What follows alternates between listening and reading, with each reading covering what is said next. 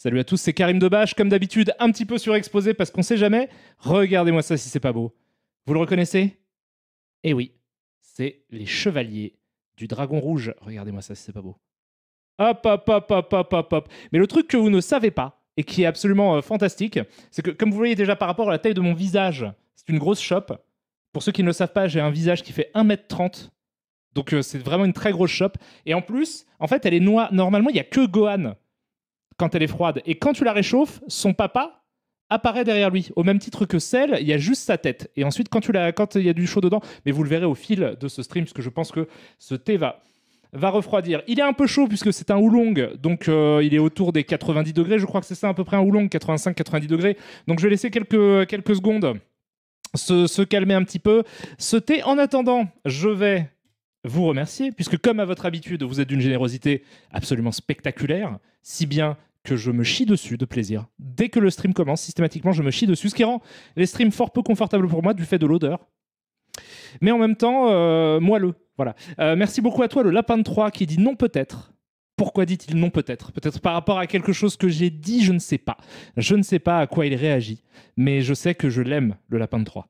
Je sais que je l'aime plus que tout au monde. Blogantin, tu as offert 3 subs, tu es d'une générosité spectaculaire encore une fois.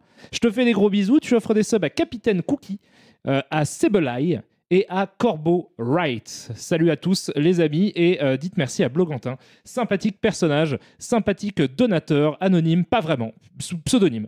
Blogantin, tu es merveilleux. Les Lebowski Nautique. Toujours, ça fait 1 an pardon, qu'on est ensemble. C'est ton 12e mois d'abonnement et tu as toujours ce fantastique pseudo qui fait entrer en collision un super film des frères Cohen et La Passion de Vincent Lagaffe. Donc merci beaucoup. Il fait du ski nautique, hein, c'est ça. Merci beaucoup à toi, les beaux ski nautiques. Tu es délicat et délicieux. Merci à Blopper aussi, qui dit salut pour 15 mois d'abonnement. 15 mois, 1 an et 3 mois. Pas grand chose à dire sur cette durée, qui est somme toute assez classique. Merci beaucoup à toi. Moodpicker aussi, merci beaucoup pour ton 3e mois d'abonnement. Tu dis 3 mois d'abonnement et 1080 jours sans remerciement. Mais ça me rappelle Tony Hawk, donc je suis heureux. Comment ça, 1080 jours sans remerciement? J'aurais oublié de te remercier pendant si longtemps que ça? Ou alors tu fais une référence au nombre de pixels dans une image haute définition, enfin de nombre de lignes? Zoubi Karim en tout cas me dit tu Moodpicker, je te fais des gros bisous, c'est très gentil. C'est très gentil, effectivement, c'est très gentil. Je te trouve un peu trop gentil. Calme-toi quand même. Ce sub était adorable. Merci aussi à toi, Suffren, pour les 5 subs que tu offres, à Eddie Vénère, à IQ Art, à Domido89B, à Axios4577 et à Noise. Bienvenue à tous, les amis. Et enfin, Isawa Kizame qui non seulement a pris un petit sub qui fait plaisir à hauteur de son 2e mois et en plus me dit pour te consoler de ton thé trop infusé. En fait, ça va. Hein. Je pense que c'est l'affaire de 1 ou 2 minutes de trop. Oh là là, en tout cas, il sent bon. Ça sent bon. Ça sent le caramel, beurre salé, sans sucre. Incroyable. Et c'est possible. Voilà, j'espère que vous allez... Non, c'est le jet ski. C'est le jet ski, c'est pas le ski. Bah, c'est pareil. Il aime bien tout ce qui est sport sur de l'eau. Merci beaucoup à toi, Zinedine Tizane, qui a un pseudonyme qui fait super plaisir, qui me dit tout le monde il est gentil. Écoute, tout le monde il est gentil, tout le monde il est méché. Ça va, tranquille, la famille depuis avant-hier. Je devais revenir hier, mais en fait j'ai eu un peu la flemme, donc je me suis dit après tout, bah ça sera demain, c'est pas grave. Mais c'est pas grave parce que hier je voulais vous montrer des séries sympathiques, mais somme toute assez convenues. Ça allait encore être du Mario, donc je me suis dit bon, on a fait beaucoup de Mario, j'allais vous montrer la série Mario Bros 3. Ce sera pour une autre fois, c'est pas grave, on a tout le temps, ça va être fantastique. Comme ça l'est toujours quand on regarde des trucs inspirés de Mario, parce que c'est toujours fantastique.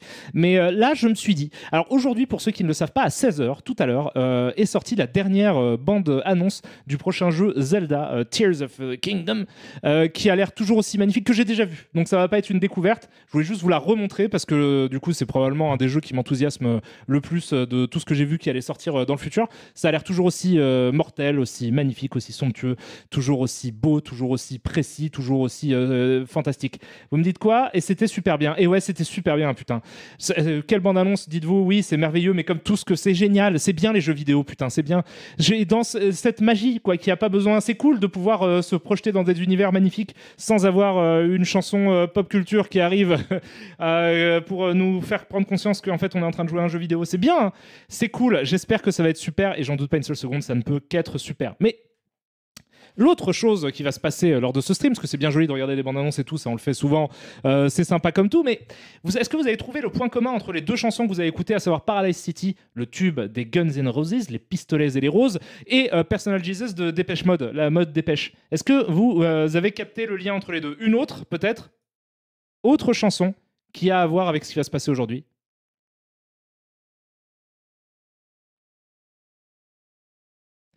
Give me a hand, darling. Do you feel my heart beating? Do you understand? Do you feel the same? Am I only dreaming? Is this burning an eternal flame? I believe it's meant to be, darling. C'est terrible parce que là, pour les gens qui écoutent le replay de cette vidéo, ont juste mon acapella moisi. Ils n'ont pas la musique derrière, donc c'est absolument pathétique, mon Dieu. Elle est en feu. Les Bengals sont en feu. Calmez-vous. Do you feel the same? Am I only dreaming? Is this burning? Voilà, pour que vous ayez un peu d'acapella aussi. Donc, fantastique. Toutes ces chansons, ces 3 chansons, et non, ça n'avait rien à voir avec Jésus-Christ. Pourquoi pas, un jour, on fera une thématique spéciale Jésus-Christ, notre sauveur à tous. Mais c'était 3 chansons qui font partie du top hit 1989. Ah ah! Ces 3 chansons sont sorties en 1989 et ont cartonné en 1989, la dernière année des années 80. Pour ceux qui ne le savaient pas. Et pourquoi est-ce que je vous ai fait écouter 3 chansons qui viennent de l'année de l'an de grâce 1989 ? Eh bien simplement parce qu'aujourd'hui, on va se plonger dans cet univers fantastique, dans cette année merveilleuse qu'est 1989, la fin des années 80, la fin d'un rêve, la fin de quelque chose qui aura duré finalement trop peu. Les années 80 qui se terminent, j'allais dire, du feu de Dieu, toujours Dieu, hein, Jésus-Christ, avec la série animée Zelda. Et aujourd'hui, on va regarder 1 ou 2 épisodes, je sais pas, de la série animée Zelda de 1989, sortie donc 2 ans avant quand même Link to the Past. Hein. C'est une série, voilà, Excuse Me Princess, me dites-vous dans le chat, et vous avez bien raison. Ça va être absolument complètement fantastique, j'imagine. Alors ça fait très longtemps, j'avais regardé les premiers épisodes, mais il y a très très longtemps, j'en ai fort peu de souvenirs. C'est considéré comme une œuvre culte, mais ratée. Mais en même temps, j'imagine que ça peut être intéressant. On est en plein dans Zelda. En même temps, on a franchi un pas, je pense, avec l'adaptation récente de Super Mario Bros au cinéma. Donc c'est bien de se replonger un petit peu aux sources des adaptations à l'époque où tout cela était fort peu à la mode. À l'époque où les gens, quand vous leur disiez Link, vous disaient quoi, what do you say? Maintenant tu dis Link et ils font ouais, et ben non, il n'a pas de réplique en fait, Link. Mais justement, ça sera l'occasion d'en discuter. Et même, je pense qu'on va faire mieux. Avant, je pense, de se lancer ces épisodes, on va ensemble converser sur qu'est-ce qu'on aurait fait si on avait eu à adapter en 1989 Zelda dans un projet audiovisuel. On va voir ce qu'on a comme de data, comme données scénaristiques en lisant les notices. J'ai préparé les notices du 1 et du 2 du coup, parce que le 3 n'était pas sorti. Mais on va lire les notices ensemble pour voir scénaristiquement qu'est-ce qu'on avait à adapter, qu'est-ce qu'on aurait pu faire, on va essayer de trouver ensemble, de réfléchir à ça. Je pense que ça peut être intéressant. Et ensuite, on verra ce qu'ils ont fait. Il étant, je ne sais pas, on se renseignera peut-être aussi. Merci beaucoup aussi à Nounours Moon 237 et à Zolios qui ont chacun pris un sub qui fait super plaisir. Nounours, en plus, c'est ton 4e mois, donc tu es là depuis bien longtemps. Bréchon 2, merci à toi pour ton 2e mois d'abonnement. Que me dis-tu? Tu me dis Zelda à l'envers, ça fait Dazel. Et ça ne veut rien dire finalement, c'est aussi ça Twitch. Ça fait même Adlez, si tu as envie de... Mais on n'est pas sûr. Et ça fait super plaisir. Link, il a des répliques. Effectivement, il a le Aya. Mais attends, non, il n'avait pas de réplique sur NES. Sur NES, il avait vraiment absolument rien. C'était quelqu'un qui ne parlait pas du tout. Donc c'est ça qui va être toute la subtilité, je pense, de cette adaptation. Alors moi, je sais déjà comment ils se sont foirés, parce que c'est devenu un peu culte sur Internet. Que me dis-tu? I really, really like pizza. Coucou Karim, je regarderai en boucle tes vidéos en Tunisie. Je regardais, en boucle tes vidéos en Tunisie quand j'étais ado, et maintenant je termine les études de cinéma en Belgique. Cœur. Écoute, gros bisous à toi. Ça fait super plaisir. J'espère que tu te plais dans cette grande famille magnifique qui est celle du cinéma. Voilà. Ça va être très intéressant, j'espère. Qu'est-ce que vous me dites de un acteur taiseux comme Ryan Gosling? On pourrait faire ça. On pourrait aussi réfléchir du casting qu'on aurait choisi, quoi. Casting de voix si on avait eu à faire une série animée, ou tout simplement vraiment vrai casting si on avait eu à adapter ça en film. Peut-être que ce stream donnera des idées à quelconque société de production qui aurait envie de réaliser en VF, bien sûr. Dreamline, pardon, j'avais pas vu ta question, mais bien sûr qu'on le regardera en VF. Ça sera excuse-moi, princesse, j'imagine que ça va être ça. Ça va être complètement fantastique. Voilà. Sinon, alors d'habitude, je commence les streams en vous parlant de quelque chose que j'ai vu récemment et que j'ai envie de vous faire découvrir. Mais là, en ce moment, j'ai pas regardé grand-chose de pas très connu, donc je pourrais vous dire que là, j'ai revu Les Griffes de la Nuit. Super. Voilà, c'est super. Vous voulez qu'on parle un peu des griffes de la nuit? Merci beaucoup à toi, Sheriff Beaver, qui me dit quoi là là, nous sommes partis. Et non, ça ne va pas être la version CDI. Qu'un jour on fera. Qu'un jour on fera, évidemment, puisqu'elle contient des séquences animées en FMV, en quelque sorte. Donc sur format CD. Donc on fera, bien sûr qu'on fera les Zelda CDI. Bien sûr. On les fera. Merci beaucoup à toi. Ja is real. Tu me dis la vie, je t'aime, Karim. Merci beaucoup, c'est trop mignon. C'est ton 3e mois d'abonnement. T'as débloqué le Sphinx. J'espère que ça te fait zizir. Oui, je propose qu'on ne mette pas Jack Black en Ganon, s'il vous plaît. Oui, je pense que c'est une bonne idée. Je pense que c'est ce qu'on devrait faire. Mais donc voilà, donc Nightmare on Elm Street, voilà. Qu'est-ce que je peux vous dire sur le film? Vous voulez qu'on parle? Bon, non, on va pas rompre les traditions. J'ai regardé Nightmare on Elm Street. C'est pas parce que c'est un film hyper connu que tout le monde connaît qu'on n'a pas le droit d'en parler. Peut-être y a-t-il des choses extrêmement intéressantes que vous avez envie de dire et n'hésitez pas à vous exprimer sur le sujet de Nightmare on Elm Street. Merci à toi, Atticus, le poteau, pour ton prime, tu déchires. Donc qu'est-ce que c'est-il que Freddy Krueger? Qu'est-ce que c'est-il que Nightmare on Elm Street? Qu'est-ce que c'est-il que Les Griffes de la Nuit? Alors c'est un film d'horreur, donc attendez, je vais passer... non, je vais pas passer... Non, je vais faire clac, bim, bam, boum, hop, clac, tac. C'est ça, c'est là, c'est bien, ça va être là. Oui, c'est cool. C'est cool, c'est super cool. Et putain, j'ai vu aussi ça, je sais pas si c'est un fake ou pas. Il y a un truc avec écrit Gremlins, bande-annonce 2023, Joe Dante, Steven Spielberg. Donc ça, on va regarder après, vous inquiétez pas. Mais c'est quoi, c'est un fake ou pas? Et pourquoi c'est une série d'animation? Que se passe-t-il? Voilà, que se passe-t-il? Pourquoi est-ce que YouTube me recommande ça? Film actu, il y a 5 heures, je ne sais pas. Je ne sais pas, c'est terrifiant, non? Ça fait un peu peur. Mais alors, donc, on va voir. On va voir. Tu peux même faire l'un des Zelda CDI dans les full motion. Oui, c'est prévu, c'est ça que je disais que je ferais. Et donc, du coup, aussi, Muppets Mayhem avec Weird Al et Kevin Smith. Et alors, moi, je ne connais pas grand-chose en Muppet. Donc, en tout état de cause. Vous voulez regarder quoi? Vous voulez regarder... Non, tiens, on le garde pour plus tard. Zelda, on rentrera dans la parenthèse Zelda à fond, à balle. Mais ce que je voulais regarder, c'était du coup, oui, Nightmare on Elm Street.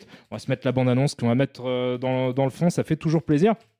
Alors qu'est-ce que c'est Nightmare on Elm Street? C'est un film d'horreur du coup qui est sorti donc Les Griffes de la Nuit en français, qui est sorti en 1984, qui est réalisé évidemment par Wes Craven avec Johnny Depp dedans comme nous le dit cette bande-annonce, mais en fait il a un rôle secondaire. C'est Heather Langenkamp qui a le rôle principal de ce film.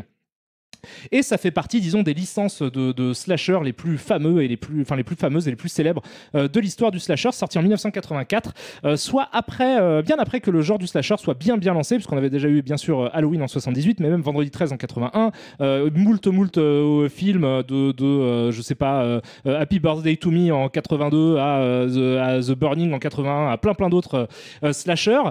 Donc en gros, le genre du slasher, pour ceux qui ne le connaissent pas, c'est ce genre de film qui, pour faire très vite, s'inspire massivement du Psychose d'Alfred Hitchcock, mais aussi du Voyeur de Michael Powell, mais aussi un petit peu du giallo italien, mais aussi de plein d'autres trucs, et qui consiste à mettre aux prises avec un méchant tueur en série tout un tas de jeunes adultes qui se retrouvent à se faire trucider les uns après les autres. Voilà, c'est ça en gros le concept du slasher. C'est devenu un genre d'exploitation dans les années 80 qui a proliféré. Il y en a eu des centaines et des centaines et des centaines dans tous les sens. Le gimmick, c'était systématiquement de prendre un tueur masqué, de prendre une fête pendant laquelle se passait la série de meurtres.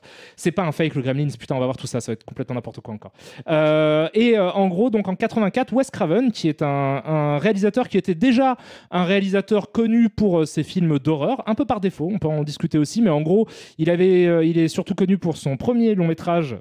Si je ne m'abuse, c'est son premier long métrage, La Dernière Maison sur la Gauche, qui est un film hyper trashouille, mais en même temps assez burlesque, voilà, sorti dans les années 70.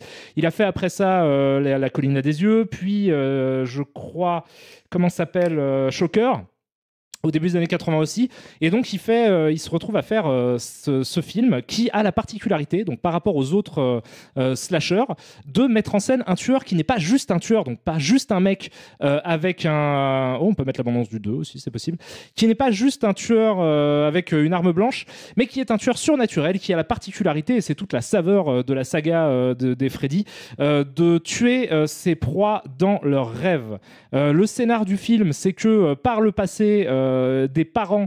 En fait, à la base, Freddy Krueger, donc c'était un tueur d'enfants, un tueur en série d'enfants, qui a eu la chance de pas être condamné par la justice pour une question de vice de procédure et qui donc a été assassiné par des parents en colère, furieux, qui habitent tous dans la même ville, quoi. Donc ils l'ont cramé, en fait, et depuis, il a la possibilité de ressusciter dans les rêves des enfants, des parents qui l'ont tué pour à son tour les tuer dans leur rêve, puisque quand il tue quelqu'un dans son rêve, cette personne meurt aussi dans le monde réel. Le truc qui est assez rigolo avec ce scénario, c'est qu'en fait, il est tiré d'une histoire vraie. Voilà. Alors, chose que je pense que vous savez, là, je dis des trucs, je pense que je vais me complaire en La Palissade et en Évidence, parce que ce sont des films que tout le monde connaît, mais je me permets quand même, parce que c'est le dernier film que j'ai vu, donc j'en parle, quoi.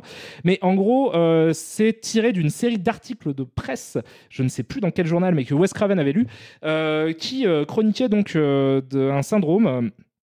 Et notamment, il y a une histoire particulièrement d'un jeune enfant qui était persuadé que un croque-mitaine voulait le tuer dans ses rêves, qui par conséquent s'est empêché de dormir pendant plusieurs jours, je ne sais plus combien de temps, mais qui s'est empêché de dormir pendant très longtemps.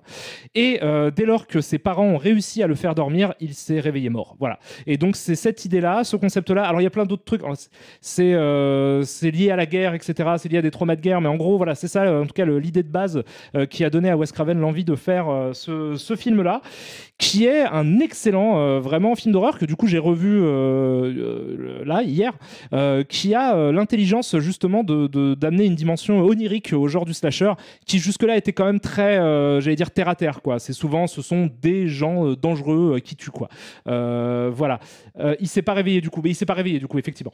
Mais se réveiller mort, oui, c'est bon, vous m'avez tous compris. Vous m'avez tous absolument compris. Ce film-là, donc, a cartonné. En fait, ça a été vraiment. Ça a déclenché, ça a construit une nouvelle figure mythologique un petit peu du mal dans l'histoire du cinéma, qui est celle de Freddy Krueger, interprété par Robert Englund, que vous pouvez voir ici cabotiner comme jamais. C'est aussi un film qui est vraiment assez différent finalement des autres slashers. Pour plusieurs choses. Déjà parce que, comme je vous l'ai dit, il y a tout un délire surnaturel, paranormal, etc. Au fond du truc. Mais aussi, c'est en fait, ça change dans la figure du tueur, quoi.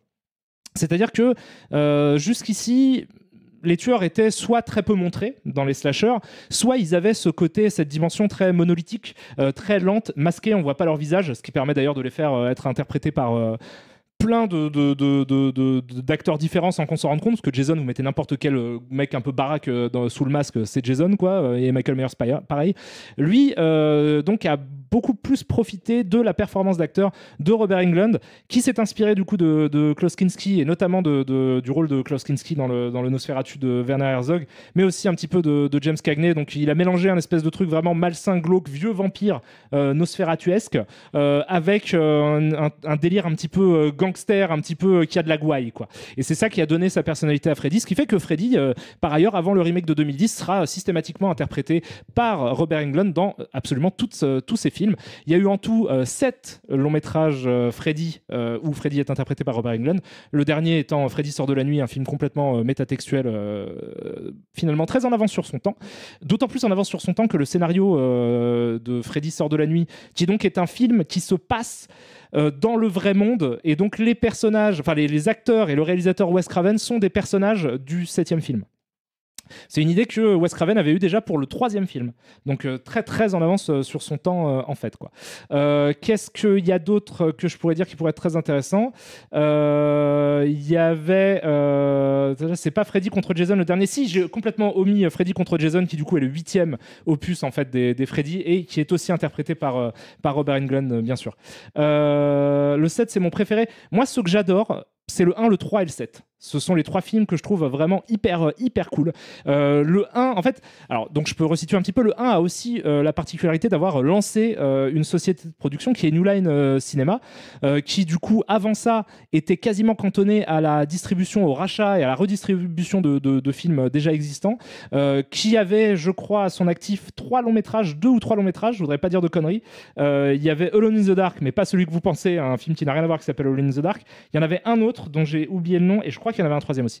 Mais en gros, le vrai premier, donc c'est, comment il s'appelle, Bob Shaye, le mec qui était à la tête de New Line à cette époque-là. Le premier gros carton de New Line Cinema, c'est tout à fait Freddy, Nightmare on Elm Street. Si bien qu'on a surnommé New Line Cinema The House That Freddy Built, donc la maison qui a été construite par Freddy.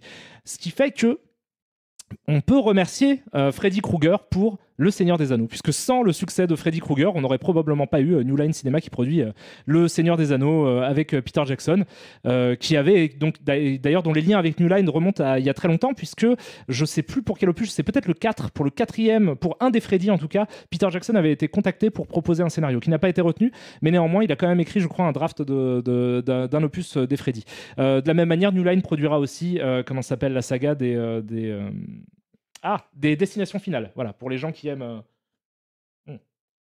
Pour les gens qui aiment les slashers sympathiques. J'adore les destinations finales. Moi, je trouve que ce sont Ah putain, j'espère que c'est faux. C'est faux. C'est faux. Concept, c'est faux, c'est un fake, c'est bon. Le remake est une merde absolue, sorti en 2010. Moi, je trouve en tout cas que c'est une merde totale et frontale. En gros, si vous devez vous lancer dans le regardage des Freddy, bon, matez-les tous parce que, j'allais dire, il n'y en a pas tant que ça finalement. Bon, c'est toujours sympa de les voir les uns après les autres. Ceux qui valent vraiment le coup pour moi, c'est le 1, le 3 et le 7, comme j'ai déjà dit. En gros, le premier pose les bases de ce qu'est Freddy et en termes de mise en scène est hyper correct, je trouve, vraiment bien branlé. Il y a des scènes où c'est un tout petit budget. Hein. Le premier Freddy, c'est 1 million, c'est à peu près 1 million d'euros, quoi, à tout péter. Du coup, c'est vraiment un film de la démerde, mais de la démerde intelligente, quoi. C'est-à-dire qu'il y a quand même, en termes de production value, quoi, il y a quand même des belles scènes d'horreur vraiment hyper flippantes, avec des idées en plus un peu malines, mais toujours fait à l'économie, mais de façon assez intelligente. Notamment, il y a cette scène qui est, je vais pas vous la spoiler, mais la mort de Johnny Depp. Vous dites bien qu'il va mourir, c'est un slasher de toute façon, mais sa mort est assez impressionnante et la première mort du film aussi est vraiment très très classe, a été très compliquée à faire et vous comprendrez pourquoi en la voyant, et elle est vraiment bien branlée, je trouve, et surtout il y a l'intelligence en fait de Craven dedans de systématiquement jouer sur l'idée de tu sais pas trop si t'es dans un rêve ou si t'es dans la réalité. Il y a ce concept-là quand même qui est un peu dans tout le film et qui rend le truc vraiment intéressant. La fin est un peu kitschouille, voilà. Si ma mémoire est bonne, nous devons le titre français à Claude Chabrol. Donc dont le travail à l'époque était de trouver des titres français pour les films étrangers. Putain, je ne savais pas du tout. Mais vous êtes déjà des films depuis un moment en plus, Chabrol en 84. Merci beaucoup à toi, Nounours Moon 237, qui en plus d'avoir gentiment pris un sub en offre un à FLX Vrit. Donc voilà, le 2 est intéressant, mais je trouve qu'il y a des trucs pas ouf dedans. Le 2 est connu pour être un film avec un sous-texte sur l'homosexualité de son personnage principal, qui du coup l'a rendu un peu culte, qui est un film très intéressant, mais qui a une mauvaise idée en fait dans le fond de ce que ça raconte, je trouve, qui rend certaines scènes pour moi qui sont pas de l'ordre de ce que j'attendais en fait de Freddy. Pour faire simple, c'est que en fait le concept du 2, c'est de prendre Freddy et de le faire se matérialiser dans le monde réel. Ce qui est un peu dommage, puisque précisément, en fait, le premier avait joué de façon intelligente le côté, tu sais pas si t'es dans le réel ou si t'es dans le monde des rêves. Si il fallait faire une suite à ce concept-là en mode plus pulp, plus fun, plus bas du front ou plus vénère, quoi. L'idée première aurait été justement d'aller à fond dans le monde des rêves, ce qui permet beaucoup plus de latitude en termes de créativité par rapport au type de mort que Freddy peut faire s'abattre sur les personnages. Mais le fait de le faire revenir dans le monde réel, du coup, je trouve que ça amoindrit son personnage déjà, que ça donne des scènes fort peu impressionnantes parfois aussi, et que ça bride un petit peu l'imagination qui sera ensuite le panache des épisodes suivants, et notamment du 3, du coup, c'est pour ça que j'aime beaucoup le 3, puisque le 3, il pousse encore plus loin ce concept de Freddy manipule les rêves, ce qui est le concept, un petit peu le truc vraiment fun à regarder, même si ça sera usé jusqu'à la moelle au fil des épisodes. Dans le 3, il y a vraiment... Et puis, il chope dans le 3 ce côté un petit peu punchliner, quoi, qu'il n'avait pas trop avant, un petit peu, mais pas trop. Là, il chope ce côté un petit peu smart, un petit peu je balance une petite punchline avant de commettre un meurtre. Et l'ironie aussi. Il y a ce concept-là de l'ironie, de je vais tuer les personnages que je vais tuer en utilisant des techniques un peu moqueuses, quoi, pour tourner en dérision leur souffrance dans le vrai monde. Donc ça, c'est intéressant. Par exemple, effectivement, Nemesis, tu parles des seringues à la place des griffes dans une scène fameuse, effectivement, du 3. Le 4 est pas une merde, mais est pas incroyable non plus. Dream Master, je crois qu'il est réalisé par Rainy Harlin, si je ne m'abuse, le 3. Le 4, pardon. Le 3, c'est Chuck Russell, du Blob et de The Mask et de tout ça, quoi. C'est un cinéaste qui m'a beaucoup amusé. Moi, Chuck Russell. Mais du coup, le 4, c'est Rainy Harlin. C'est pas mal, mais tu sens que ça commence à... Le 5, c'est chaud. Le 5, ça commence vraiment avec bébé Freddy et tout, c'est chaud. Le 6, là, on n'est plus dans un truc. Par contre, le 6 a une fin en 3D. Voilà. Et dans la VHS, c'était avec des lunettes anaglyphes et tu pouvais mater la fin du film. C'est genre, mettez vos lunettes, ça passe en 3D, ça devient hyper gimmicky. Et donc, le 7, comme je vous l'ai dit, est un film complètement méta qui, en fait, est un petit peu un précurseur à ce que fera Wes Craven dans la saga des Scream. Voilà. Donc, qu'est-ce que j'ai de plus à dire sur cette. Bon, plein de choses, en fait, mais du coup, je vais pas parler des heures non plus de Nightmare on Elm Street. Si vous n'avez jamais vu cette saga sympathique de films d'horreur, n'hésitez pas à les mater. Moi, je sais que quand j'étais petit, c'est des films qui me faisaient vraiment flipper. Parce que le concept, en fait, de se faire tuer, c'est que non seulement tu as peur du personnage parce qu'il est flippant, tu as peur aussi des cauchemars potentiellement que ça peut amener, quoi. C'est un personnage vraiment de croque-mitaine, au sens, c'est le slasher qui ressemble le plus, qui incarne le plus, quoi, ce délire croque-mitaine. Et du coup, c'est vrai que le concept même d'aller dormir, et puis il y a tout un sous-texte aussi, bien sûr, même dans le premier. Il y a tout un sous-texte sur du coup les années 80 qui mettent une façade un petit peu de bonheur sur un passé sordide et sur les gosses qui payent la culpabilité de leurs parents, etc. Donc il y a tout ce truc-là qui est intéressant. Comme ça a toujours été le cas d'ailleurs dans les films d'horreur. Moi, c'est une vraie question. Un jour, je me la poserai un peu sérieusement et je réfléchirai vraiment à d'où ça vient, comment. Depuis Jordan Peele, moi, le concept du elevated horror, c'est un truc qui me fait halluciner de ouf, que je comprends pas. C'est Seb du Grenier qui un jour m'a dit ça, parce que je savais pas que ça s'appelait comme ça, quoi. Elevated horror. Apparemment, c'est comme ça qu'on appelle les films d'horreur de A24 et de Blumhouse, les trucs. Et moi, ça me fait halluciner comme terme. Je sais pas d'où ça vient, quel journaliste fou a pu appeler ça comme ça, ça me rend fou. Parce que je considère qu'il faut être un peu un ouf aujourd'hui pour pas se rendre compte, en fait, que, si vous voulez, le sous-texte social est présent depuis vraiment, mais quasiment le début du cinéma d'horreur comme on le connaît, quoi, un peu moderne. C'est vraiment ouf.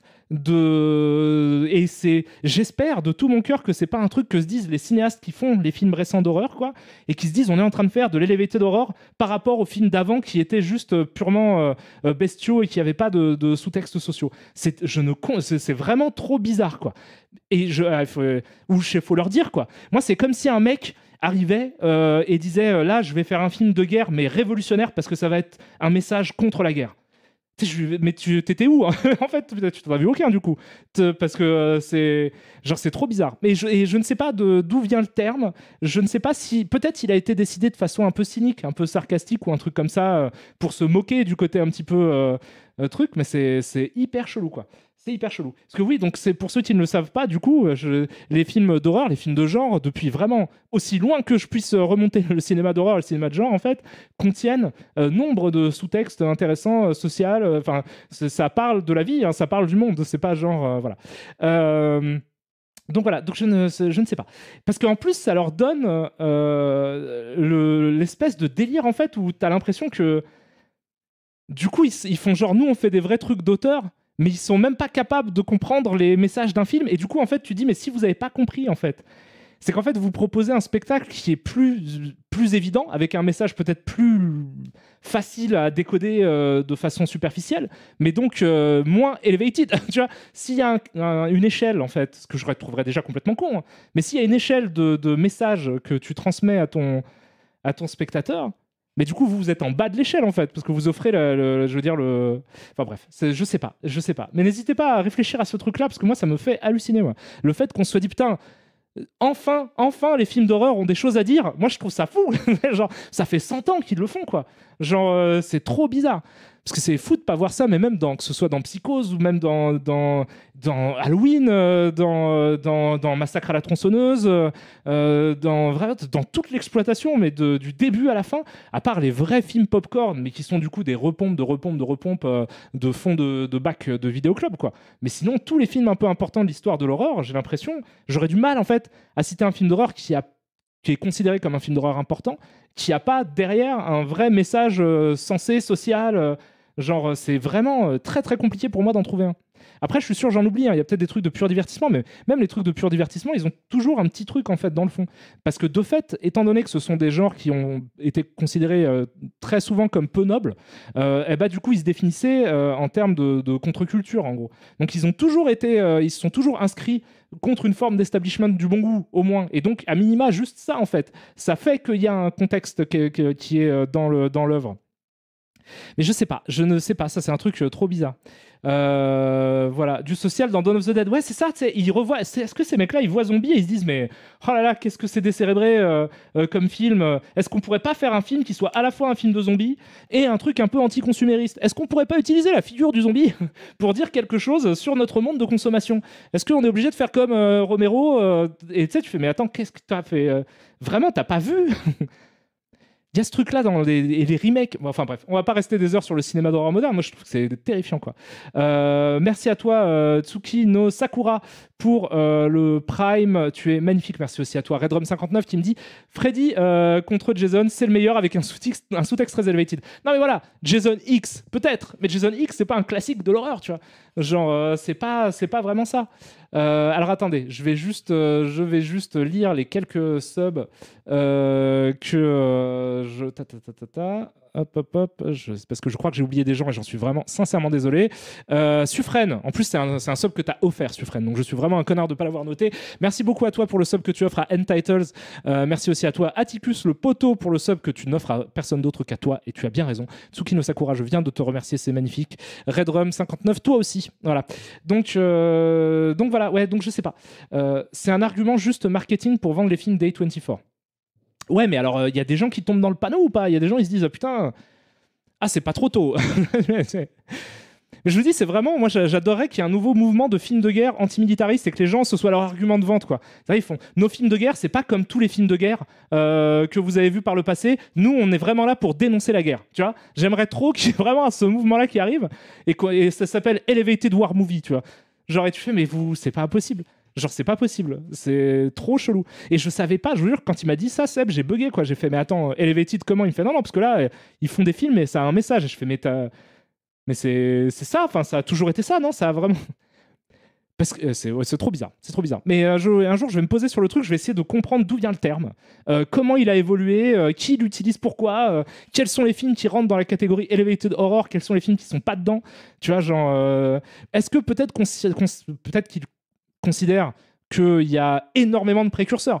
Vous voyez, c'est un peu comme la nouvelle vague qui disait ouais, mais Renoir c'est le précurseur, il compte pas dans le cinéma à papa. Et peut-être qu'ils se disent mais du coup, mais en fait il y a une liste de ouf, quoi. Ils disent bah, Carpenter non plus, Toby Hooper non plus, et du coup et Spielberg non plus, et du coup tous les gens qui ont potentiellement fait quelque chose dans ce genre en fait sont des exceptions peut-être.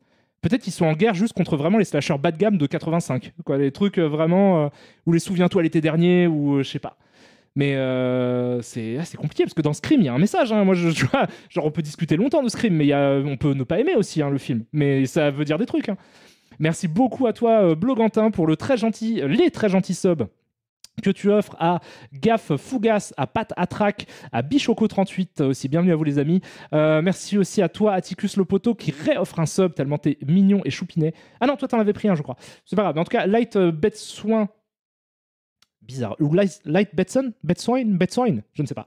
Mais bienvenue à toi en tout cas l'ami, et merci à toi Atticus le poteau. Umaitode, merci à toi pour ton 3e mois de sub.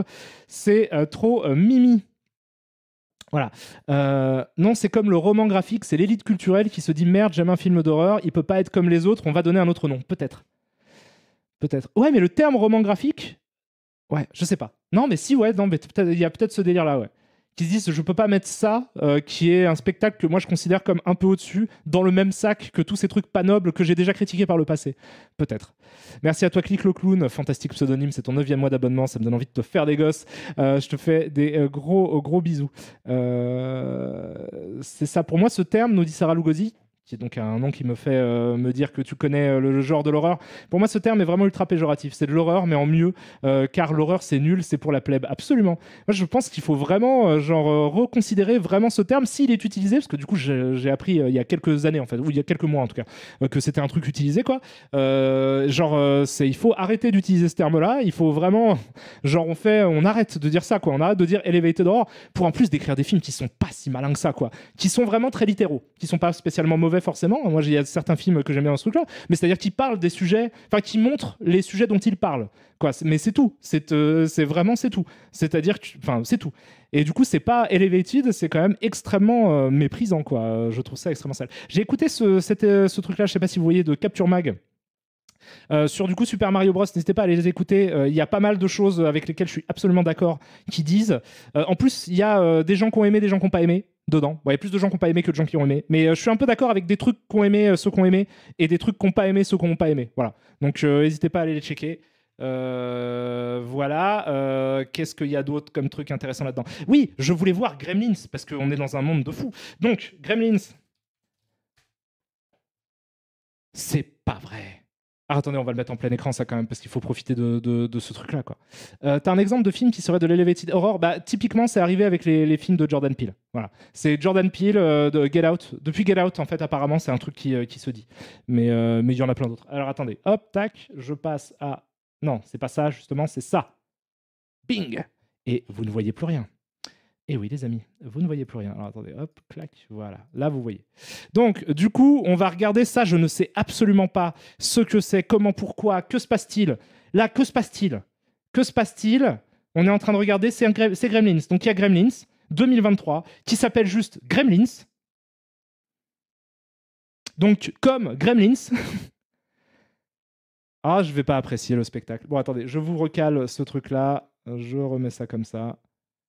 Voilà. Bon, j'espère comment. Alors, il y a Joe Dante dessus. HBO Max. Moi, je comprends plus. Enfin, je sais pas, je comprends pas. Mais c'est qui? Enfin, c'est ouais, bon. Après, peut-être, moi, je comprends pas l'idée de refaire Gremlins. Mais après, donc, du coup, il raconte le passé, l'enfance du marchand de Mogwai, en fait, du début du 1, quoi. Mais mais ils vont, ça, il y aura Police Academy. Voilà. C'est un jour, il y aura Police Academy, remake. Ils vont le faire, c'est sûr. Et ça s'appellera Police Academy. C'est certain, ils se dirigent vers là. Ils veulent faire ça. Je pense que tout ça, tout ce qu'on vit là depuis 10 ans, toutes ces reprises de remake, de requel, de je refais le même film, mais pas vraiment, mais en fait, je fais un truc différent, mais je l'appelle pareil, etc., c'est pour nous préparer à Police Academy. Donc, on va finir par arriver à Police Academy. T'as vu le trailer de la série Le Pingouin? Ah non, je sais pas. Ah si, j'ai vu j'ai vu la vignette. Mais je pensais que c'était un fake. Je pensais que c'était un fake. Mais c'est vrai que là, c'est plus là, faut vraiment, mais faites un truc nouveau, quoi. C'est si dur que ça, vraiment. Il y a besoin des Gremlins. J'adore les Gremlins. Hein. J'adore. Et pour le coup, c'est méta, comme à la base, comme licence. Salut mon bon Karim, me dit DocGJ21 en utilisant des pins pour que je vois son message. Dans la continuité de mes upscale 4K par IA, j'ai monté une nouvelle chaîne qui s'appelle Rio. Salut les goons, n'hésite pas à piocher dedans. Super Mario Bros, Legend of Zelda et plein d'autres animés arrivent dessus. Ah bah c'est sympa, c'est cool. Je mets ça à la disposition de tous. C'est ma façon de vous remercier pour le taf que vous faites. C'est très gentil. Merci infiniment, c'est très mignon. Alors en fait, le seul truc que quand même j'apprécie et c'est qu'il y a Joe Dante visiblement à la prod. Moi, s'il y a Joe Dante, c'est cool quand même. Mais après, c'est vraiment parce que j'adore ce mec et que je trouve qu'il a une fin de carrière qu'il ne mérite pas. Enfin, il n'a pas la fin de carrière qu'il mérite. Enfin, il mérite beaucoup plus que sa fin de carrière un petit peu mis de côté, un peu oublié et tout, alors que c'est quand même un incroyable cinéaste, quoi, Joe Dante. Mais là, il n'est pas réel, du coup, il est juste producteur. Donc, est-ce que c'est juste, il a signé un truc avec vous avez le droit d'utiliser ma licence, ou est-ce que je sais pas, quoi? Je sais pas. Mais. Tu veux dire quoi par Gremlins, c'est méta? Bah, Gremlins 2, c'est à balle méta. Et puis Gremlins 1, ça s'inscrit même dans un réseau référentiel quand même vraiment très, très, très poussé. Gremlins, c'est aussi un commentaire. Le premier même, c'est un commentaire sur le cinéma américain des années... C'est une relecture presque de... Enfin, c'est un commentaire sur la façon dont les années 80 perçoivent les années 50 presque. Il y a beaucoup de Capra, quoi. Il y a une conversation sur les utopies de Capra dans les années 80. Il y a cette logique-là. Donc, c'est un film qui se construit par rapport à un réseau d'autres films. Mais comme beaucoup de Joe Dante. Mais ça, c'est sa patte. Ça, c'est ce que j'appelais Enfin, c'est pas moi qui l'appelais, c'était dans un bouquin que j'avais lu, mais le syndrome de Wack. L'idée que ces films se construisent. C'est du cinéma de cinéphile, quoi, qui est construit par des réseaux référentiels. Ce qui est super, ce qui est même très en avance à l'époque, hein. Mais qui du coup enfin je veux dire, j'aurais pas la même réaction par rapport au côté hyper référentiel de Super Mario Bros, parce que je pense que ce serait plus logique évidemment de le mettre dans une licence comme Gremlins. Mais là la question c'est que effectivement, est-ce que vraiment on a besoin de... Moi j'aimerais bien avoir des productions un peu originales, quoi. Après c'est pas pour jeter la pierre à ça, parce que s'il y a Joe Dante derrière, moi je suis content qu'il ait du taf et qu'il puisse faire des trucs. J'espère que c'est un projet à lui, j'espère qu'il a envie de faire ça. En tout cas son nom est mis en avant là dans la bande-annonce, même si c'est sur la page Film Actu. Bon, il y a son nom et celui de Spielberg en avant. Moi, si j'ai ces deux réalisateurs que j'estime et que je respecte énormément, voilà, il reste à... Et puis le 2, bien sûr, j'ai pas fini ce que je disais, mais Gremlins 2 est hyper méta, évidemment. C'est Warner, c'est presque les prémices de ce que Warner est en train d'être depuis Space Jam 2 et Multiversus. Mais Multiversus, c'est cool. En jeu vidéo, ça fonctionne. Et Matrix 4. Ça, c'est moins cool. Voilà. C'est ce que je disais. Et attendez, alors merci beaucoup à toi, Happy Machine, pour ton 4e mois d'abonnement. C'est absolument adorable. Ultra Bébert, tu dis quoi? Tu dis, mais qu'ils arrêtent de toujours vouloir tout expliquer tout le temps. La naissance de la jeunesse de l'univers, on s'en branle. L'imagination est là pour ça. Vous détruisez l'imagination des gens en sortant des conneries. Pareil. Tu as l'air remonté, Ultra Bébert, sur Gremlins. Mais je comprends que ça puisse aussi horripiler, quoi. C'est vrai qu'il y a des choses qui n'ont pas vraiment besoin... qui se suffisent à elles-mêmes, quoi. C'est-à-dire que même parfois c'est plus fort comme ça, quoi. C'est vrai. Après, là visiblement on t'explique pas d'où viennent les Mogwai, on t'explique d'où vient le Mogwai que tu vois dans le film. Mais c'est vrai qu'il n'y en a pas nécessairement besoin. Tout ça me paraît un peu vain, en fait. Je trouve que c'est le type de projet un peu vain. Après, c'est un peu aussi visuellement, je trouve pas ça ouf non plus. Je trouve pas ça spécialement dégueulasse. Mais ça me motive pas assez pour justifier une suite. C'est-à-dire que je veux dire que j'ai pas l'impression qu'il y ait l'idée de fond de ouf qui justifie la remise en chantier d'une licence comme Gremlins. Je comprends qu'on ait envie de refaire des trucs de l'époque, mais il faut vraiment avoir genre le truc où tu te fais putain, ça c'est l'angle sous lequel on l'avait pas vu, qui pourrait être vraiment complètement neuf, complètement nouveau. Là, ça a l'air quand même très très différent des films en fait. Ça a l'air aussi beaucoup Faux Kids. Ce qui est un délire étrange, mais à la limite, pourquoi pas? Parce que le premier, pour le coup, a inventé le PG-13 avec Temple of Doom. Donc, c'était un film d'horreur, hein, Gremlins, le premier, quand même, à un certain degré au moins. C'est un film d'horreur. Donc là, visiblement, ils en font un film d'action, aventure pour enfants. Pourquoi pas? Pourquoi pas en faire ça? Ça peut s'adresser aux gosses aussi, mais ça m'a l'air d'être gimmick, en fait, un peu gimmicky, quoi. Je m'en fous un peu, en fait, de ça. Je m'en fous un peu. Dieu sait que je suis fan de Gremlins, hein, mais ça, je m'en fous un peu. Et ça me surprend, vraiment, qu'il soit parti là-dessus. Voilà. Après, les Gremlins, ça parle à un public un peu vieux, sans offense. C'est peut-être une volonté de parler aux jeunes. Oui, ce que j'entends, mais tu sais, le premier en fait était un peu c'est pour ça qu'il invente le PG-13 en fait, c'est le premier un peu à cheval, c'est à la fois c'est un film d'horreur pour gosses avec quelques moments peut-être qui dérapent un peu en termes d'horreur et qui peut-être en fait quelque chose d'un peu dur pour les plus petits. Voilà.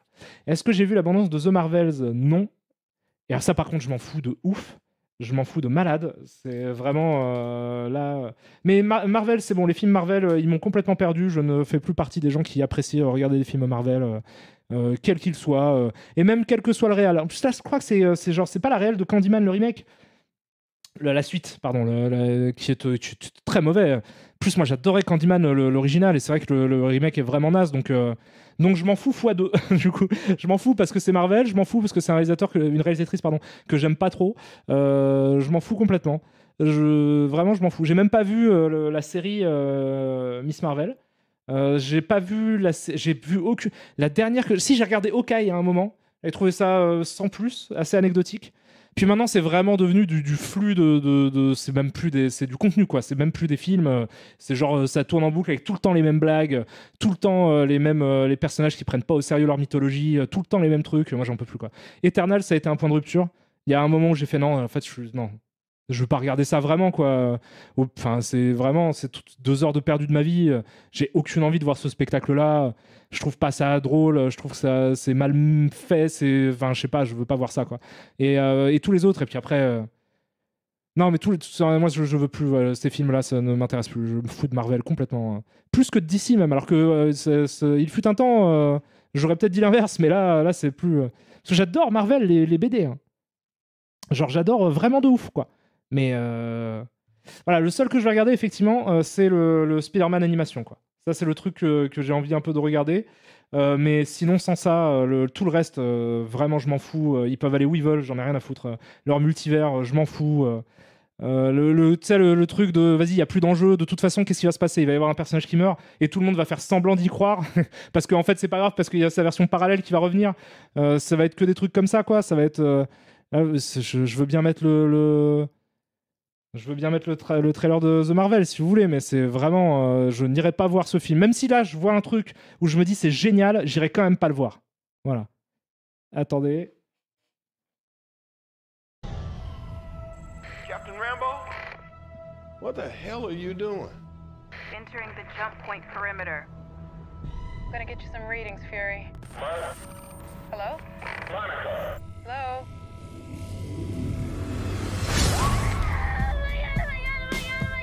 Captain Rambo? Ah, les poubelles. Ils ont mis les Beastie Boys. Parce que j'étais sûr. J'étais sûr. Ça, c'est Intergalactique. Parce que Intergalactique, parce que c'est un film de l'espace. Donc, ils ont mis les Beastie Boys Intergalactiques. Parce que vous vous souvenez, en 95, quand les Beastie Boys sortaient Intergalactique, c'était cool. C'était cool. Vous vous souvenez qu'il y a eu une époque, en fait, il y a eu une décennie qui s'appelait les années 90. On écoutait du rap. Et c'est ouf, hein. Don't you tell me to stop. Bah, par contre, j'adore le morceau.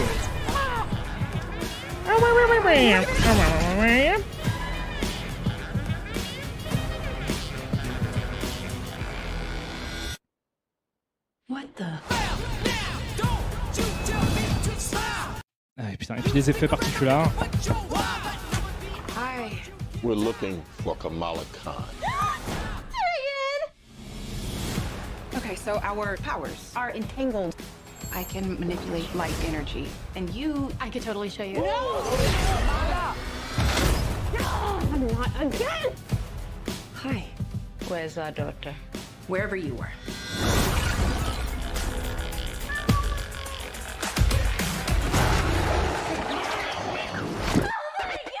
Où est notre fille? Moi, je pense qu'elle est occupée à être dans une situation un peu décalée. Je sais pas si... Parce que je pense, hein, faut aller chercher du côté d'un événement trop important pour elle. Je pense que c'est ça. Elle doit être là.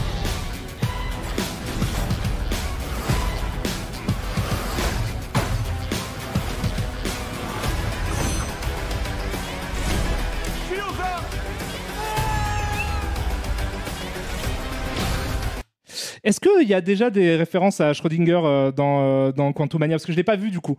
Moi, je soupçonne un mec chez Marvel d'être tombé sur genre la physique quantique pour les nuls. We're a team. Oh, no, we're not a team. We're not a team.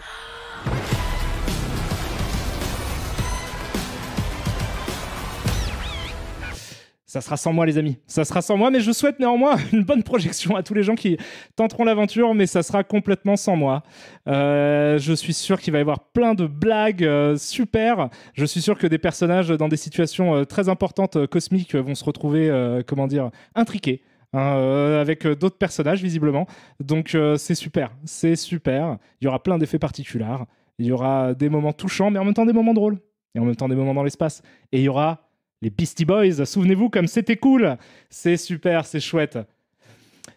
Mais c'est le niveau zéro de l'idée de la bande. Après, bon, ça, les bandes annonces, c'est pas que Marvel. Hein. Le côté de je mets la chanson un peu nostalgico qui colle juste à cause du titre. Moi, ça, c'est un truc. Mais les Beastie Boys, dans Super Mario Bros. Brooklyn, pareil. Ils mettent. Comment elle s'appelle cette chanson Il y a Brooklyn dans le titre de la chanson parce qu'ils sont à Brooklyn, quoi. Mais moi, je trouve que c'est. Moi, si je fais un film, en fait, où il y a un personnage à un moment qui arrive en prison, la dernière chanson que je mets, c'est les portes du pénitencier. Mais eux, c'est des oufs. Eux, ils peuvent te mettre les portes du pénitencier parce que littéralement, il y a des portes d'un pénitencier, tu vois. Ils sont dans ce truc-là. C'est bien trouvé ou pas? Intergalactique, l'espace. Vous l'avez? Parce que. C'est une chanson de rap des années 90. Donc ouais, non, mais c'est pas possible. Hein. C'est pas du tout possible. C'est impossible. C'est absolument impossible. Paradise City, parce qu'ils se retrouvent au paradis, tu vois, genre des trucs, c'est pas possible. C'est non. C'est un non. C'est un non. Après, d'accord, parfois t'as pas d'idée. Mais là, t'as des millions, là. T'as des millions pour en trouver des idées. Paye un mec pour qu'il ait des idées. Non, c'est fou. On va regarder cette bande-annonce qui va, j'imagine, vraiment... Et ils sont pas payés pour rien. Non, mais c'est fou. Ouais, tu fais un film dans la jungle et c'est Welcome to the Jungle, mais il y a plus de limite. Hein. Les mecs, ils en ont rien à foutre. Ils prennent même pas. C'est parce que, à la limite, tu peux te dire, ils ont tapé Jungle sur Spotify mais ils sont pas allés au-delà des 5 premières chansons. Ils ont vraiment juste cliqué sur la deuxième. Ils se sont dit, la première, on va se faire cramer. C'est tu tapes ce que tu vois dans Spotify et tu lances la première chanson. Et ça te fait la musique qui habille le truc. Moi, c'est complètement ouf, quoi. Mais C'est n'importe quoi. Là, on mettait Eternal Flame, du coup, oui, parce que ça se passe en enfer. Et puis, tu peux faire ça pour tout, en fait. C'est trop facile. Payez-moi. Donnez-moi 50 balles et je vous choisis, je trouve des musiques pour vous, tu vois. Genre, n'importe quoi, tu vois. Tu sais, c'est comme s'il y avait genre Backdraft. T'as la bande-annonce de Backdraft et t'as Billy Joel. We didn't start the fire. It was always burning. Mais tu veux, mais non. Non, ça correspond pas. Enfin, c'est pas... Non, mais c'est hallucinant. Enfin bref.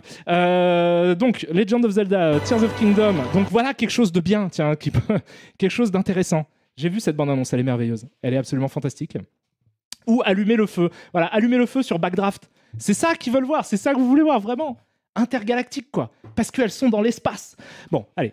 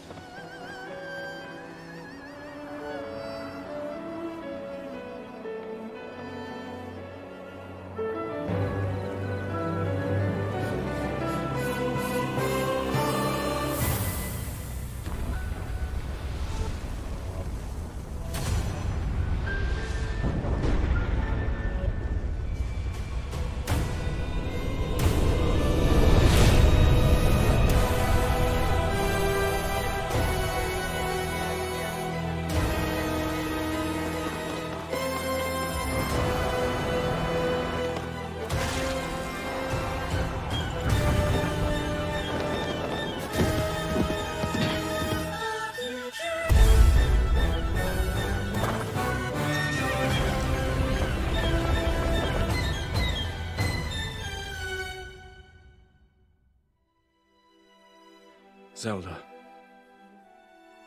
we rely on your knight and that legendary sword he carries. Our last line of defense will be Link.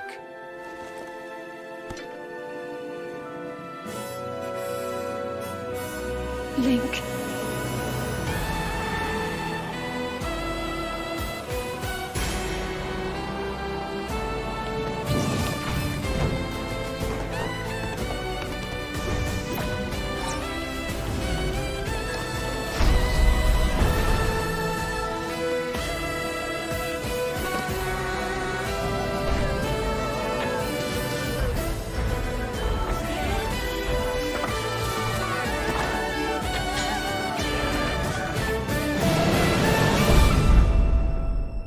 I know why I am here. It's something only I can do.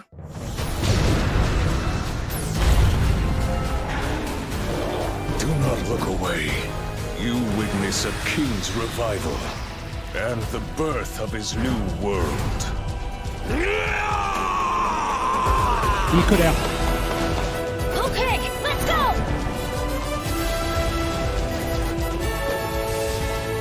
But you are not alone. Link. You are our final hope.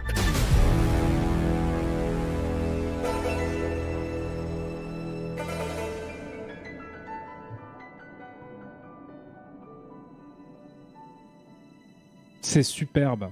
C'est absolument magnifique. C'est magnifique. Link. You must find me. C'est magnifique.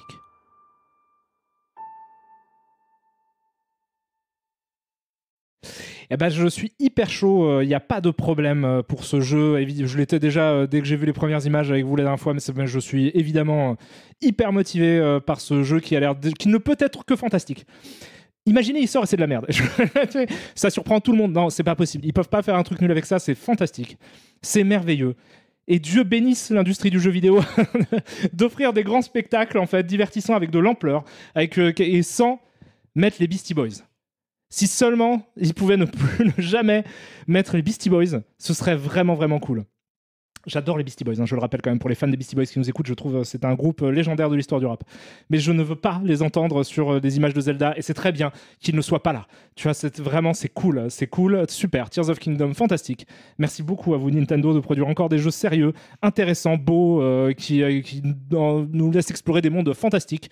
Et vous voyez, c'est des gimmicks simples, pourtant, c'est vrai, c'est des héros et des princesses et des méchants. Genre, c'est pas, voilà, mais c'est cool. C'est cool parce qu'on sait qu'il va y avoir du gameplay de ouf, parce qu'on sait que l'univers la DA elle est ouf, elle est incroyable, tout est magnifique, on comprend le soin qui est apporté à chaque petit détail du truc, c'est magnifique, c'est superbe, j'ai vraiment hâte, j'ai vraiment chapeau comme on dit.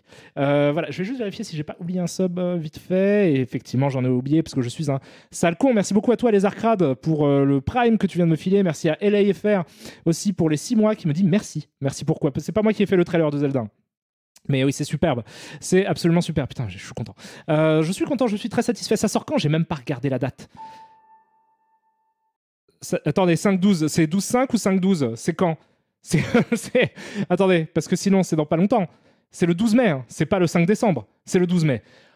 C'est dans pas longtemps, c'est fantastique, c'est merveilleux. Merci à toi Fleur de Sel pour le Prime, merci aussi à toi Julius Kali pour le Prime aussi, vous déchirez de ouf, vous êtes très généreux, merci à toi. Ogi FTW qui dit tu as oublié mon sub aussi, je suis absolument désolé, je le prends et je t'en fais des bisous. Oui, ça va, c'est bientôt, ça sort dans tout bientôt, ça sort dans pas longtemps du tout, ça sort dans un mois. Ça sort dans 30 jours. Ça va être fantastique. Putain, mais on y jouera, c'est sûr que j'y jouerai un petit peu. Je vais pas le faire en entier en live, c'est sûr, parce que j'ai envie de le faire aussi dans mon coin un petit peu. Mais je vous montrerai des trucs, on y jouera un petit peu, on parlera de cette licence incroyable qui est Zelda. Ce sera l'occasion peut-être de revenir sur la série, qu'on va pas tarder à lancer. Pour les gourmands, si vous avez envie de voir cette vieille série fantastique qui est Legend of Zelda de 1989. Ça peut être vraiment très intéressant. On me demande le Jean, tu me dis, est-ce que j'avais aimé Breath of the Wild ? J'avais trouvé ça absolument merveilleux, absolument sublime. Voilà. Le trailer de Noita, je connais Noita. Noita, ça me dit un truc de ouf. Pourquoi il est là ? Tu le vois, c'est ça ? Tu veux que je clique dessus ? Ça me dit un truc, ce jeu. Je connais. J'ai forcément vu des images ou un truc comme ça, mais j'y ai pas joué, je pense. Non, bon, c'est pas grave. C'est pas important. On est sur Zelda. Et c'est merveilleux. Je l'ai fait tard sur Switch, mais je me suis bien éclaté sur Breath of the Wild. Il est superbe.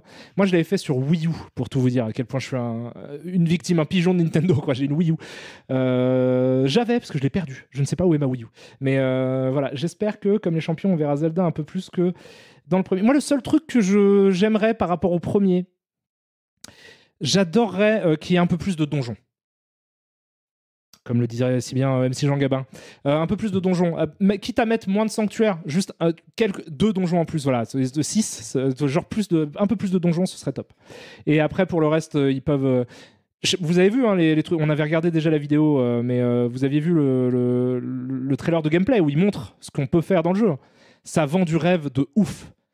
Ça vend du rêve de malade. Ça a l'air génial. L'idée du craft, en fait, qui a l'air d'être au cœur de tout le truc, moi, ça a l'air spectaculaire. Ça a l'air fantastique. Et ça promet des speedruns du feu de Dieu aussi. Parce que du coup, ça ouvre énormément de possibilités sur ce qu'on peut faire. Donc, c'est trop cool. C'est trop cool. Putain, je suis vraiment heureux.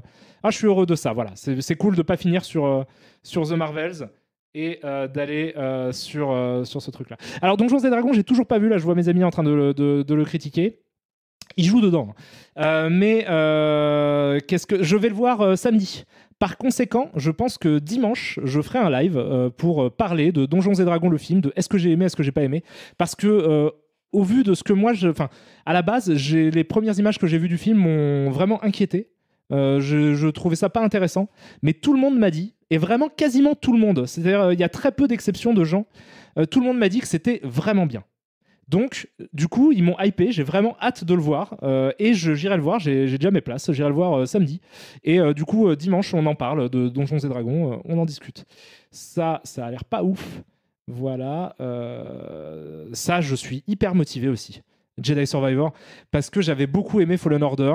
qui est en gros un Dark Souls / Uncharted dans l'univers de Star Wars, mais j'avais vraiment kiffé l'expérience, j'avais fait en entier et tout, j'avais vraiment bien aimé, je trouve que c'était fidèle, que c'était joli et tout. C'était mieux que, mieux que la trilogie. C'était mieux que la post-logie, pardon. Donc j'ai bien kiffé, et du coup je suis très curieux de savoir ce que ça va donner, le Survivor. Je suis motivé à cette idée-là.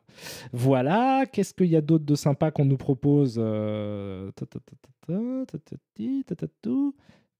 Fantasmagoria, on comprend que j'aime bien les FMV, on y jouera peut-être à Fantasmagoria un jour.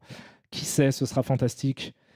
Le futur du cinéma, oui, mais on l'a déjà, c'est déjà le présent, les amis de chez IGN. C'est déjà le présent. Blue Beetle, non, vas-y, c'est bon. Non, mais c'est bon, vas-y, je vais pas faire vraiment toutes les adaptations, enfin tous les... C'est bon, vas-y, c'est bon. Blue Beetle si tu veux, Barbie j'en veux pas non plus, je veux pas voir ces films-là.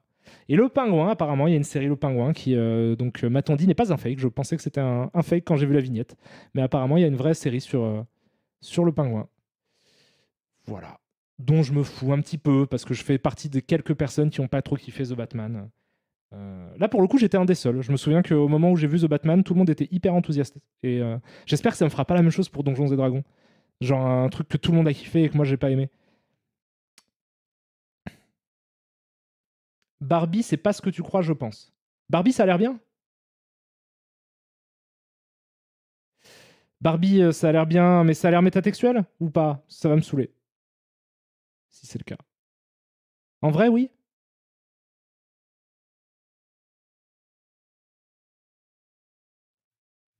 Ça a l'air ok, d'accord.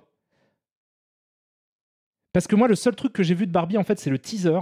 Et dans le teaser, il y a direct, ils m'ont perdu immédiatement à c'est une parodie de 2001 l'Odyssée de l'espace. Et après, j'ai coupé immédiatement. Et du coup, si ça va être pareil et si ça va être plein de références... Parce que c'est ça que j'ai peur, en fait. C'est les vannes de trucs qui se définissent que par des blagues de je prends pas au sérieux mon univers. Regarde la BA, tu verras. La BA ne démarre pas sur une reprise de Aqua, ce qui est inespéré. Effectivement, déjà c'est plutôt cool. Regarde le deuxième teaser, c'est pas la même. Bon, alors attendez, je vais vous faire confiance. Ah merde, VF. Non, on va arrêter ça immédiatement.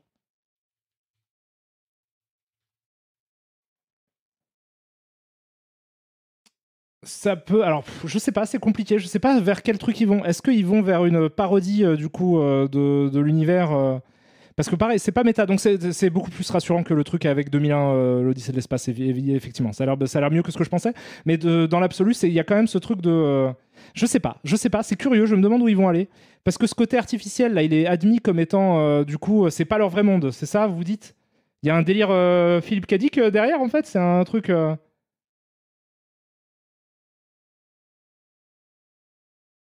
C'est curieux. C'est curieux, mais ça a l'air un peu plus expérimental que ce que j'imaginais quand même. Un peu plus, ils essayent quelque chose. À voir. Mais je comprends pas complètement le ton du truc. C'est-à-dire qu'ils sont complètement matrixés. Pourquoi? Parce qu'ils sont dans un univers faux. Parce que c'est le temps désarticulé. C'est un truc, un bail à la Truman Show. Il y a ce délire où... Et du coup, qu'est-ce que... Donc c'est dans le monde des jouets, peut-être? Ah, Lego Type, d'accord. En mode, oui, d'accord, je comprends vers où ça peut aller. Mais il y a un côté, Quentin Dupieux, vous dites, ouais, c'est ok, je comprends ce que tu veux dire en citant Dupieux.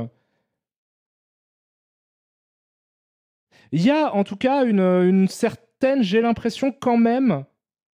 Ouais, je sais pas. Steak, oui, c'est... à voir. Franchement, j'ai pas complètement compris ce qu'ils essayent de faire. J'imagine que c'est un délire, effectivement, soit un peu Lego, un peu... Je sais pas vraiment. Mais au moins, il y a une esthétique qui a l'air d'être appréciée. Mais est-ce que c'est de la moquerie sur le côté rose? Est-ce que c'est censé être too much? Enfin, je sais pas. Je comprends pas complètement le ton. Donc, franchement, je sais pas vers où ça va. C'est peut-être super. Et c'est peut-être de la merde, je ne sais pas. J'attends de voir vraiment ce qu'est le film. Là, pour le coup, je ne se prononce pas. Mais oui, c'est mieux que juste faire Barbie, le monolithe, parce qu'à la fois, c'est un jouet qui est important, donc c'est comme le monolithe, mais en même temps, c'est dérisoire, mais en même temps, voilà. Ça, je préfère effectivement là, ce truc-là. Ça a l'air horrible, Winnie l'ourson. Ok, bon, bah ok. Voilà, c'est ça. Bah, effectivement, c'est mieux, ça. Oui, bon, là, c'est c'est n'importe quoi. Qu'est-ce qu'on a d'autre comme truc? Bon, c'est à peu près tout. On va pouvoir passer aux choses sérieuses, j'ai envie de dire. À savoir, les amis, on va se plonger dans... Moi, le dernier trailer qui m'a hype, c'est celui de Warrior Unicorn Immortal par le créateur de Primal. Évidemment, ça a l'air génial. Ça a l'air super cool. Est-ce qu'on a parlé du prochain Wes Anderson? Non, j'ai pas encore maté la bande-annonce.